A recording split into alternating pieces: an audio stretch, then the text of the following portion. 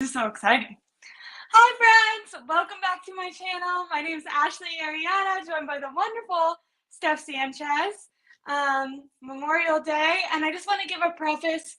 If we have some technical difficulties, for some reason my laptop wasn't hooking up to my internet, so I'm trying this from my phone for the first time. So if it sounds a little bit weird or anything like that, I'll get it fixed by my stream tomorrow. But yeah. Anyways, it's Memorial Day. I thought I would start by just saying, thinking about veterans and anyone who's served for our country. I come from like a very big military background. My dad served in the military for most of his life and most of my childhood. His brothers were in different branches of the military, and his dad was also in different branches of the military. Matter of fact, like my dad had like 4 brothers, and all of basically everyone has joined the military except for me. I'm like the only girl of the family and the only one that didn't join the military. I did take the ASVAB coming out of high school, but and then my sister, her father was in the military, so I also, when I was in college, worked for the VA, and specifically talking about Memorial Day. I know that like a lot of former veterans struggle a lot when they come home, and that's kind of why Memorial Day was created, is to kind of give people a space who were facing a lot of discrimination and a lot of hate. And I just want to give love to those people, because I know a lot of people joined and maybe were sold an idea of what they thought it was, and then once it was too late, they were already in it. Or even if you join the military and you love the military, it's still definitely a very emotionally taxing job. And if you're lucky enough to come home, the adjustment back to reality can be really difficult. So I just wanted to give a shout out to veterans, because I think we're a little bit younger, so I think when I think about Memorial Day weekend, and a lot of my friends think about it, we think about summer and barbecue and party and all that, which is obviously important and great that we can celebrate the sunshine and celebrate each other and just as people. But it is, in my opinion, important to realize what the holiday was originally made for, and just shout those people out. So didn't mean to hijack that there, but yeah, just wanted to say happy Memorial Day to anyone who is watching or has military family or anything like that. And to my dad, who might be watching. Normally I text him when I'm going live, but once again, I'm live on my phone because technical difficulties. How are you doing, Steph? How was your weekend? I'm good. It's been a good weekend. Is a weird Monday. Like Monday has a Saturday feel, but then got to go back to work tomorrow. So it's a little strange, but yeah, I couldn't have said anything you said better myself. I saw that you were having some espresso martinis. I want to talk to you. So like I think most people from small towns, I had a head start at like drinking. I'm also from like a big Italian family, so I feel like I was like 4 and they're like, try wine. And so for a long time I didn't drink, and I'm getting a little bit back into it. And trying different cocktails and stuff like that. My friend, well, I thought that there's a difference between margaritas and martinis, and I didn't realize. So I thought that I was They're very about to different. sip like a sweet cocktail that was going to be like a slushy and fruity and delicious, and it had this really powerful flavor. But I recently had an espresso martini in North Beach, and holy crap, so delicious. Dude, I could drink 700 of those. And just and that's like dangerous, like when you can't taste the alcohol. My drink of choice recently has been like a lemon drop, because I'm just a very sweet drink person? Are you like a do you like the taste of alcohol? Are you a sweet? Are you like a cocktail person? Are you beer? What's your drink of choice? Normally I'll go for an old fashioned, but it Okay. has to be made right where there's a really good balance between, the alcohol. I don't like when it's too strong or like the cherries really I forget what else they put in it, but the cherries and the bitters gotta like balance it all. Balance. So but yeah, I mean I would say espresso martini is probably my second favorite. When I saw that in your story, literally I had my first ever espresso martini on Saturday, which is crazy because I have had like drinks before in my life because I like I said drank when I was um like 21 and stuff and younger than that too. But like now that I'm getting back into it, I feel like it's fun to try fancy cocktails. My This is such a random like if I was just at home, I think it's because my grandparents, I stayed with them a lot because my dad was in the military, like I said. So I would live with them when he would be overseas. And they always drank vodka orange juice, which is a screwdriver, right? Mhm. And I love those. I'm such a vodka girl. My friend and I took shots the other day, which is something that I haven't done since once again I was like 21. And they ordered tequila. Dude, tequila is awful. It's like so strong. I feel like I'm learning so much about different drinks. But yeah, I saw that you had an espresso martini, and I was so excited. One, because the Sabrina Carpenter song, and then two, because I had just had one, and I was like, oh my god, we're twins. Steph and I can bond over this. Yeah. But luckily, we both made it to today and are feeling good. Um, but yeah, we'll get into 49ers news. And something that you and I talked about last week was my investigative skills. So everyone's asking what's going to happen with Brandon Aiyuk. Um, a report came out saying that Brandon Aiyuk was looking for Amon Amon Amon-Ra St. Brown money. Mhm. Um, I did, in fact, when I was hungover from the multiple drinks I just described, watched his long-term girlfriend, baby mama.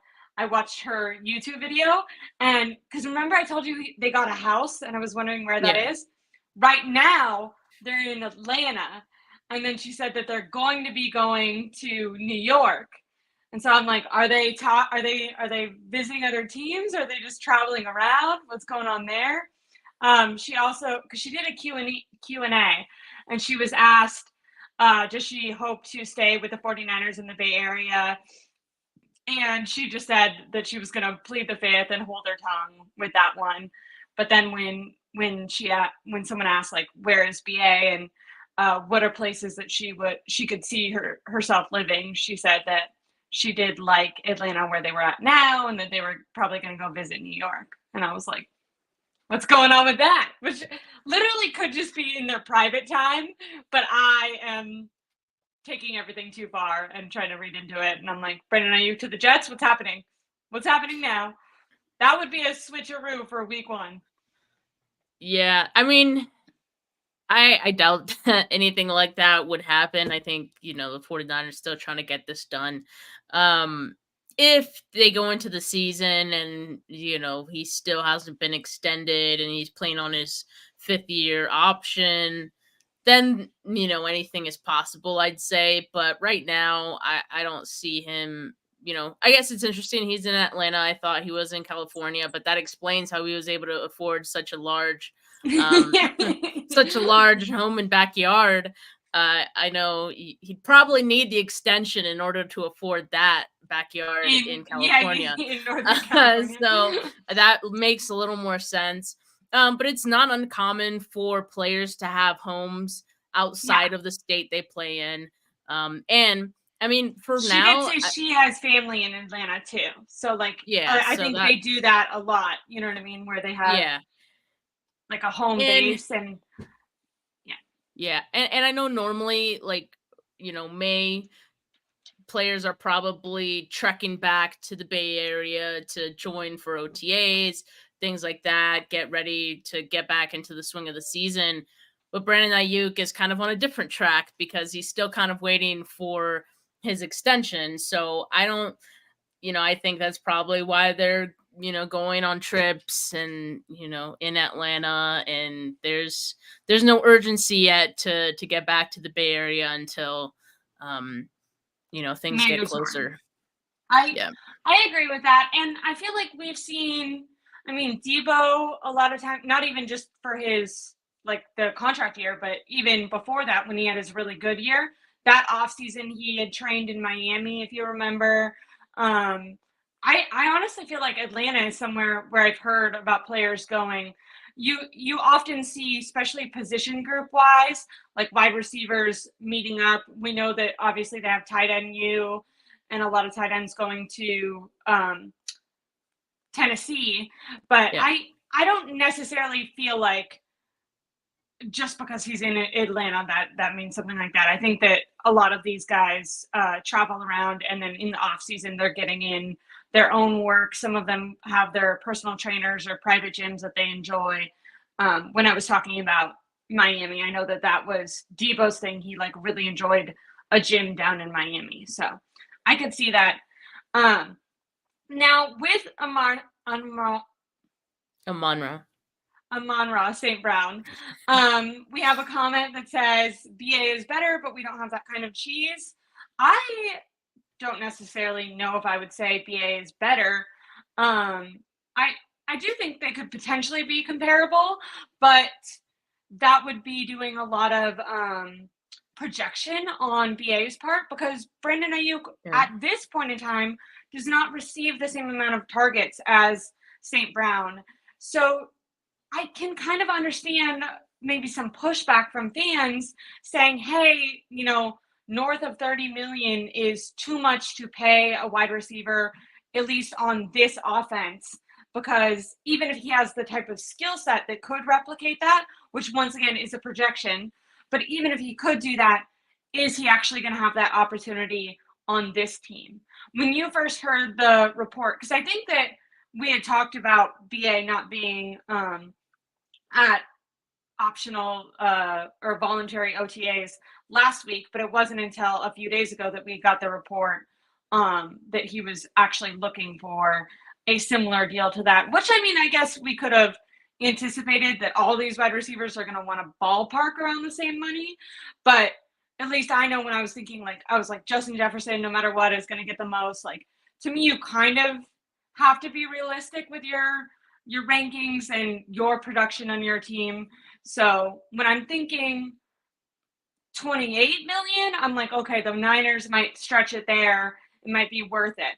But when I'm thinking north of 30, I'm like, that can be a really big detriment to this team right now. I mean, how the team structures these contracts is everything. So when you think about average per year, I mean, it could look different year to year. Your average per year could be 30 million, but the first two seasons you're getting less than 20 million, right? Like, so it's really just how the team plans to stagger it. And we know the 49ers always stagger it with like backloading the contracts. So this year it's very much in the realm of possibility. The 49ers can have his, let's just say he gets his extension 2024 season would be a lower cap hit than Yeah. if he played on his fifth year option, for example, Yeah, because right? it'd be So 14, right? yeah, I think it's like 14 million. So yeah, and that's how the 49ers like to do it. And then every year, like Goes increases up a little. incrementally. And then it's usually around like the third year, I want to say, that it like kind of explodes. And then they do also like to give themselves an out on the Yeah. contract around then, just in case of anything. If they realize down the line they can't afford that player or another player, right? Like they have those outs in place. So they kick the can down the road, so to speak, and I think it's pretty smart of them to do that, and so I think they could afford it. I think if you look at Amon-Ra's deal. In the first 3 years, it averages 28 million per year, and then it Okay, that's kind of his number explodes in the fourth year. So that's why the average, if you look at the fourth year, is 30 million, but really it's closer to 28 if you think about the first 3 years. So yeah, do we have a I feel like that's guaranteed reasonable. do we have a guaranteed amount for him? Is it 80? Is it I think I saw 80 somewhere, but Um, Let me see. Yeah, I have it pulled up. I just gotta yeah. Because that he had could the be six. a lot of times, like the average per year looks a little bit higher, but then like, isn't it Tyreek Hill that has like a $40 million cap hit or something, or a $40 million year at the very end of his contract? And it's like, obviously, they're either going to try to spread that out or cut him by that time because it's not guaranteed. So, yeah.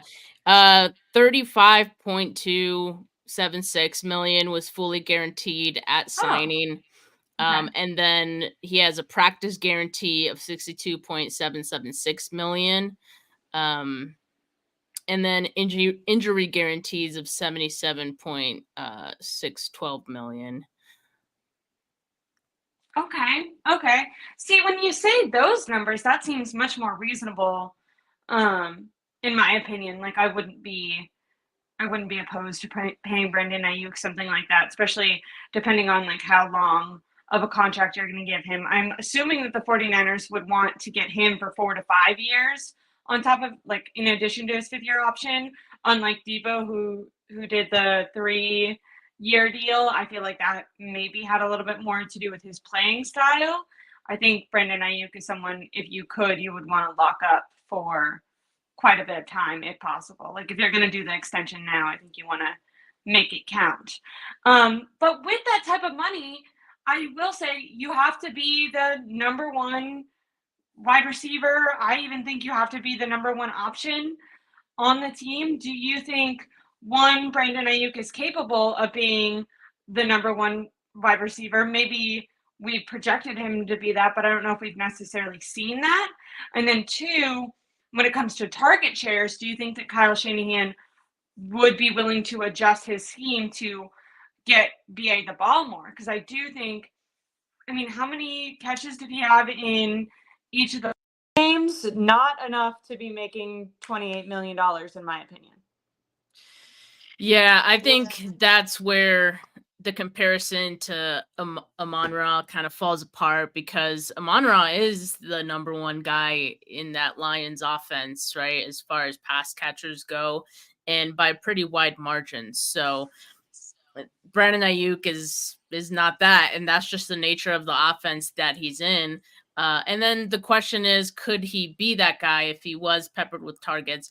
I would. I would say there's some reason to think that if he was getting as many targets as Amon-Ra, he would be as productive. But that's just not the type of offense that San Francisco has. So it really would just be hypothetical. So that's also I guess the difficulty. Like talent wise, as a like if we're comparing Amon-Ra to Brandon Aiyuk, you can make the argument one is better than the other. I personally think Amon-Ra St. Brown is better than Brandon Aiyuk at this point in his career, but it's close enough that like you can make the argument. I'd listen. And then I do think Brandon Aiyuk is a top 10 receiver in the league. Uh, but, you know, just because of the things we mentioned, will that change the way the 49ers kind of view wanting to give him that amount of money, and knowing that they aren't the type of offense that is going to make him a number one guy. Yeah, I think that that is an issue, and we have some comments. Brother Bob is pretty certain that Brandon Ayuk is better. I can see the when you're projecting the amount of targets they got to the production that they made, but I do, and this is something that maybe people would criticize. Like I feel like if I try to make this take on Twitter or something, but I think a good way of kind of giving people a visual is Brandon Aiyuk would be worth less in a fantasy draft than than St. Brown, because you have to take into consideration that the 49ers have Deebo Samuel. They more than likely have Jawan Jennings. They have George Kittle. They have Christian McCaffrey. So they're constantly spreading the ball around. So yeah, BA might have a big game here or there, but usually I think even during the season when we used to talk about like standout players from the games, it usually wasn't the same guy every single game that got the most targets, that got the most shine. They kind of, I feel like, would highlight a specific player. Maybe Christian McCaffrey might say, "Hey, me," but in my opinion, they kind of highlight a wide receiver depending on the game plan and the defense they're going against. And it's not always the same guy. Where when we look around to a lot of these teams, Justin Jefferson, St. Brown, a lot of these guys that are getting this money, they are the clear cut number one option. Their offense runs through them to the point Mhm. where if they didn't show up, it would look completely different and they would need an entire new game plan. I think a benefit of the 49ers, but maybe a detriment to Brandon Aiyuk, is there could be games where Aiyuk didn't show up and his targets could go to a different player because they have such a deep pass catching core. Obviously, they drafted wide receivers, so just their wide receiver group in general is very deep. But then when you add in versatile, when you add in Christian McCaffrey and George Kittle, and that guys at other positions also um, could utilize more targets, I do think that kind of takes away from Brandon Ayuk's value, unfortunately. Um, Now, with that all being said, if I were the 49ers, I would pay him because I like how you pointed out that if we're worried about the money, the year that I think it would be the most problematic would be this year because you think you Yeah. have Deebo Samuel and Brandon Aiyuk on the books. But the way that they've always structured it under Parag and under this regime is to lower that money initially. And then, so if we're asking, like, should the 49ers pay 50 to 60 million dollars just for their wide receivers? It's like, no. But okay, they're not really going to do that this year. And then if we're realistic, they have the option, and it seems like they were open to moving on from Deebo Samuel this year. So next year, when it's much easier, we can imagine that. And then if Deebo Samuel wasn't on the books and you were just paying Brandon Aiyuk, one, he gets more targets, so that kind of takes care of that thing where we're Yeah. like, okay, well, you can't pay him if he's not getting paid enough. Well, if Deebo's not there, you assume that Brandon Aiyuk is going to be utilized more. Um, and yeah, I do think that the way that they worked out their contracts, that you could get them both on the books. And I also don't think that paying Deebo Samuel is going to affect their ability to pay Brock Purdy or anything like that. I'm sorry, paying Brandon Aiyuk, I don't think is going to affect their ability to pay Brock Purdy or anything like that. And if you're thinking like that you are going to pay Brock Purdy, I think it's important to at least have a veteran player that you're going to want to kind of stick with him. And if you are looking to move off Deebo Samuel and you're thinking Brandon Aiyuk probably has a little bit more longevity just with his style of receiving, and he is a little bit younger, and him and Brock Purdy seem to have a good connection, I think that he'd be a perfect candidate to take. Now, we have some comments saying that, the 49ers should just move off of him now. They should get picks and a player. Unfortunately, I do think if they were going to move off of him, they should have done it for a first round pick in the draft. They couldn't get that. Now, potentially, I know June 1st means a lot within the NFL. There's going to be some cap room that appears for a lot of teams, even for the 49ers. I'm kind of looking at that as a date that potentially they could extend Brandon Aiyuk, but also maybe it's a day that they could look to move off of a guy like Brandon or like Deebo Samuel or something like that. Do you think that there's going to be any significant moves on that June 1st date? Um, how are you feeling about No, that significance of that? I don't think so. I mean, they're gonna come up to some money that day, but that doesn't mean the deal is gonna happen that day. I think it'll probably help get the ball rolling though, as far as progressing things forward.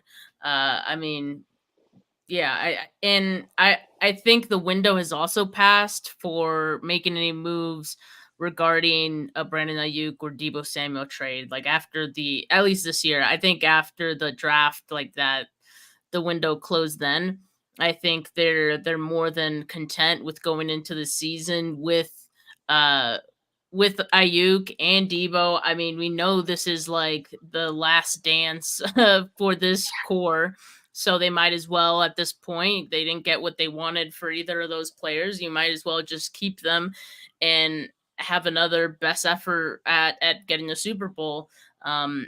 If the 49ers are having like a terrible season to start, then they can have the discussion of trading someone away at the deadline. But I mean, that's probably uh, unlikely, I'd say. I agree. Now I'm interested. I agree. Like, I think that this is like that last dance. And a question that I would pose to fans and to the 49ers front office is, if if you could go get a player, trade for a free agent or trade for a guy and give him in between 2 and $4 million, and you felt like it greatly increase your chances of getting back to the Super Bowl and winning the Super Bowl, do you think the 49ers would make that move? And I would say yes, especially considering the like all-in nature of this season. And because of that, I think I come up with a little bit of frustration for them not getting this Brandon Aiyuk deal done yet. And I will say I feel like I'm not super harsh on them yet because training camp hasn't started and stuff like that. But I do have some significant deadlines in my head that I think that if I were the 49ers, I would want to get Brandon Aiyuk done by, just because we've seen Nick Bosa and Debo Samuel both comment on having down years after their contract offseason. And something Bosa said was, he was able to train a lot on his own. Obviously, he has a great work ethic, but he wasn't able to mimic the like hand motion that he needs to do, that only kind of comes from going against other players in football. Those aren't really drills that you can do in your gym. Whether or not whatever Debo Samuel's problem was, he also had a slower adjustment and a down year after getting his contract.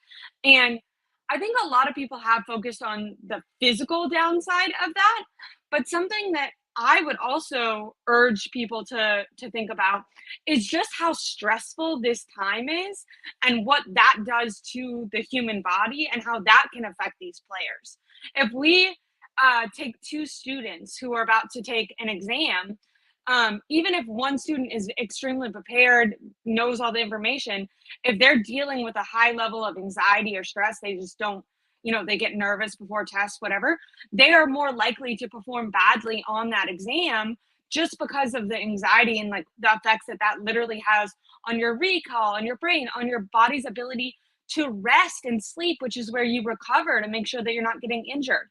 All those things. So not only is Brandon Aiyuk not getting the physical benefit of going to practice and going against teammates and really like getting the technical coaching that you're getting from your wide receivers coach and from going against your teammates, but also like the mental toll that that takes on you. And then I imagine the like release that you finally feel when it does get done. It's probably just such an, like, if you think about your adrenals, it's probably just such a drop off. And I think for John Lynch and for Kyle Shanahan, I would urge them to learn from Debo and from Nick Bosa and get this deal with Brandon Aiyuk done sooner, because in my opinion, if you are going to keep him, then negotiate, have playing hardball over $2 million. If it really is like I want to pay, I'm willing to pay you 26, 27, and I want 28 to 30. It's like, okay, well, if I'm the 49ers, I think that they should in their head be like, if I could guarantee that this player shows up 100%, he's being a mentor to all these rookies. They can see him practicing. He's able to push himself to the limit. He's able to rest and recover and sleep easy, knowing that this stressful time is taken care of. So he can show up to day one is in his, peak health as possible, in his best spirits as possible, without that, lull and emotional drop that you would get from holding out all off season and then eventually getting paid. I would do it if I were the 49ers. And I think that that's kind of an underrated issue that might be happening for these players, that I would hope that the 49ers choose to address BA sooner, because every year that they've made it to the Super Bowl, they've started fast. And I think having your best players ready to start, on day one and healthy and in the right mindset and having a team collaborative mindset, I think that that is so important. Yeah, do you have a take on that? I know I Yeah, just I said a mean, lot. I'm glad you mentioned like the human factor of it all, because that's something that I think we often forget when we think about these athletes, right? They are they are human too, and there are many aspects of that could impact them as players, right? So I think that was a great example. And yeah, I mean, I do hope, I always hope the 49ers get these deals done before they do. I know we have that like loose deadline, or it's just like this peace of mind almost, that it's like, "Oh, I'm not worried about it because I know they're gonna get it done." Like training camp, like that's always around the time they get their deals done. But what if they got them done like sooner? Like Yeah, like wouldn't there's that be better? yeah. so like so like while we're seeing reports like, things aren't progressing and things like that, like those aren't fun, but we're kind of like, we're not worried about it because it's not training camp time yet. They still have time to get it done. It's like, I do wish that they got it done like as soon as now, right? Or shortly after June 1st, like you were saying. I Yeah, don't know how realistic that is, but yeah, it definitely feels like when the 49ers get into these negotiation like years or off seasons, they wait till like after the draft, mhm, all that to like even start. It feels like that's probably yeah. not the truth, I but think it that just they kind of feels said like that. that. Didn't Brandon Yeah, they Aiyuk? said they weren't gonna like focus on Yeah. it. It wasn't gonna be a priority until after the draft.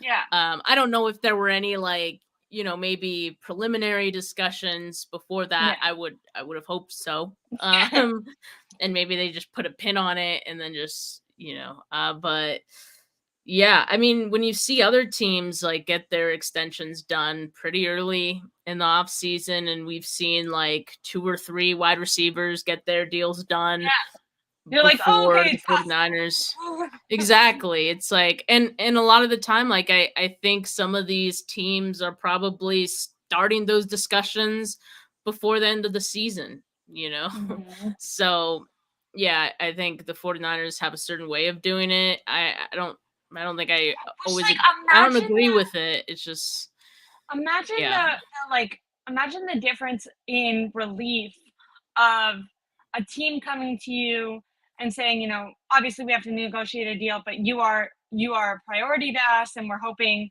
that this offseason we're going to get something done.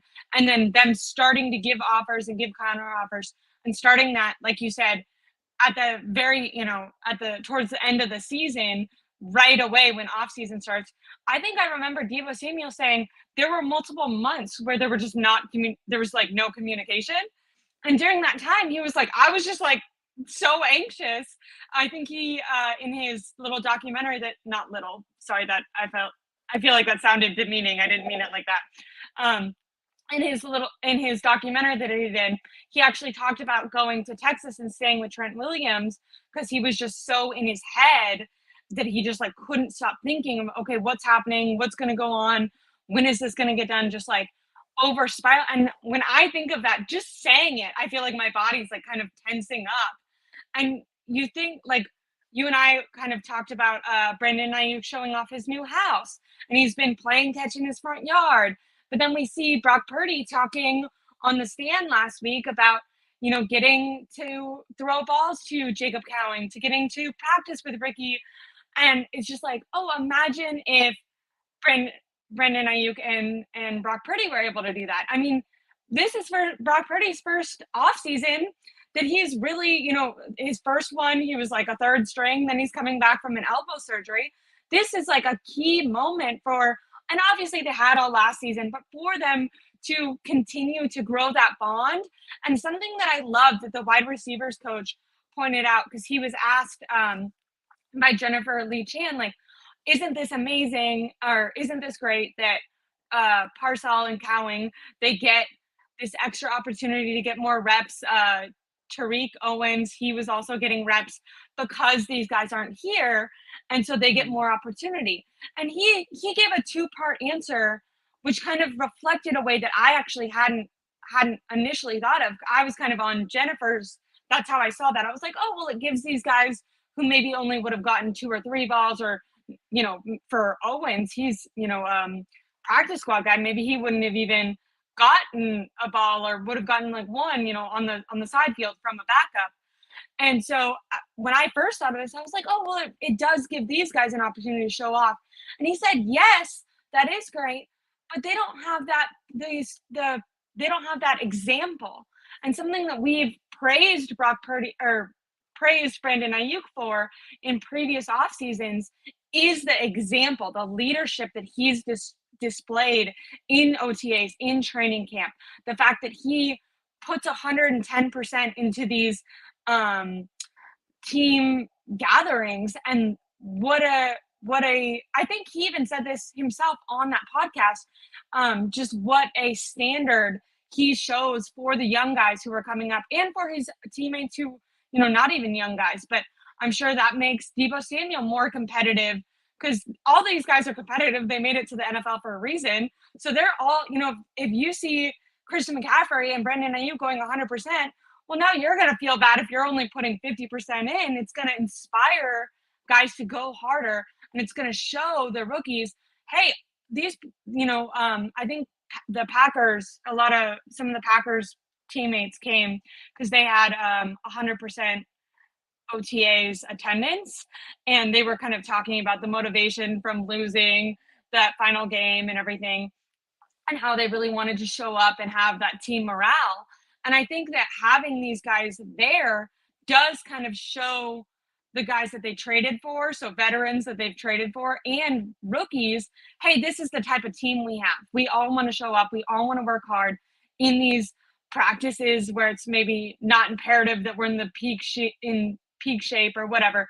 We're still trying to give it 100%, or as much as we can. We obviously don't want to injure ourselves. I'm not talking about overtraining, but really showing up and putting in that effort. And I think that's something we've really praised both Brandon Aiyuk and Christian McCaffrey for. And so it's a little bit of a shocker for them to not be there. And I just would hope that, taking it back to Kyle and John and Jed York, I would just hope that they, if it is something where they're hung up on just a few $1,000,000, if you can look, internally and say, okay, is it more important for me to win the deal, or Mhm. is what winning the deal is keeping Brandon Aiyuk? Is that actually the win? Like, yeah, I had to give him a few more $1,000,000, but I won because the player that I value is on my team, and he's Yeah. here now and setting a standard. Like, to me, that should be winning the deal. And you honestly shouldn't even be concerned about, winning the deal, who's giving up, or who's conceding a few $1,000,000. You should say, if this is a win now team, this is going to be a pivotal year where a lot of these guys might not be on the team next year. I don't know. To me, getting caught up on a couple $1,000,000 isn't worth it. I see the argument, which is why I'm glad we made it earlier, where yes, Brandon Aiyuk doesn't get the same amount of targets. So I understand that there is a discussion there. But when I'm just thinking about the Super Bowl and about creating that team standard moving forward, I just think that you need to reward a guy like BA, and that getting hung up on, in my opinion, a small amount of money that you'd be willing, if you just thought of it as like you're getting an additional player, I think they'd be willing to do that. I think where they have maybe a hard time is like, oh, well, we're going to be giving a lot of money to just this one position group. But as you said, if you look more long term, it's going to be much more spread out and look a lot more Yeah. even. Where right now, maybe people can be like, oh, what are you doing? In a year or two, it's not going to look bad. And I feel that way even for Brandon Aiyuk's deal. Right now, $28 to $30 million sounds crazy. But if we look back, I forget which article I was reading, but 20 years, 10 years ago, paying wide receivers 16 million was like 12%. It was a pretty good chunk of your cap. That uh, amount of your cap space is stayed the same. So it's actually not like wide receivers are taking up so much more inventory on your team now. It's just that the amount of money that teams have to spend has gone up. So obviously Right. contracts are going to go up. But yeah, Yeah. so those are kind of my takeaways.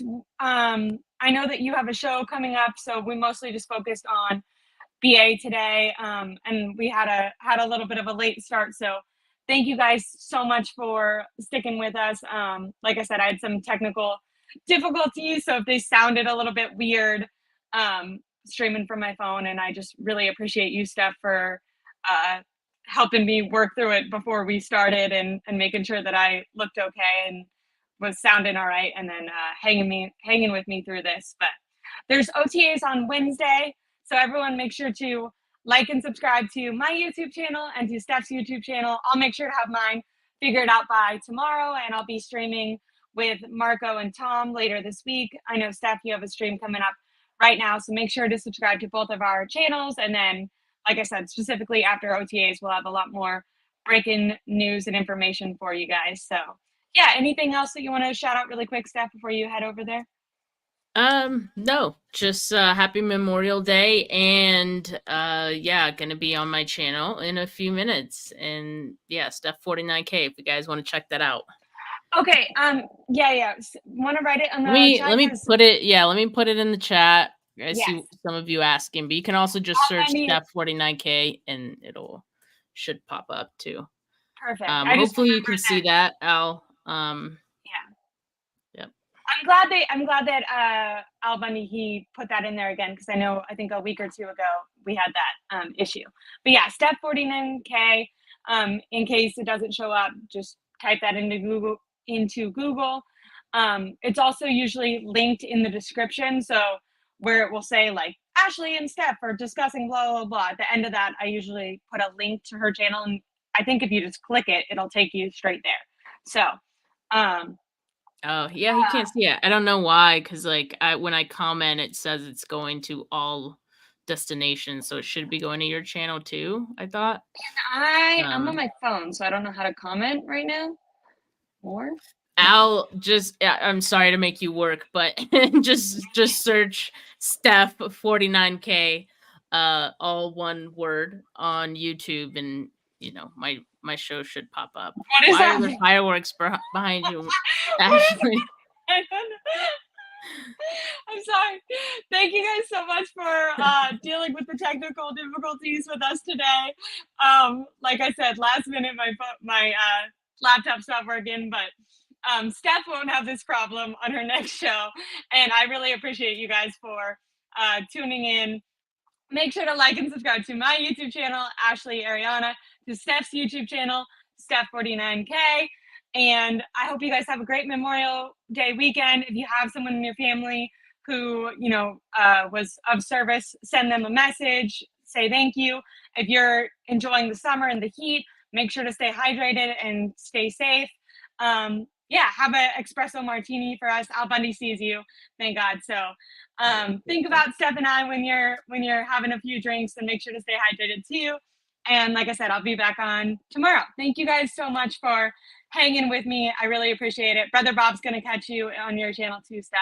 Thanks so much. I really appreciate you hanging with me through the drama of that. I'm glad that we had the fireworks to end it. That was a good whatever that was. But bye guys. Thank you so Thanks, much. guys.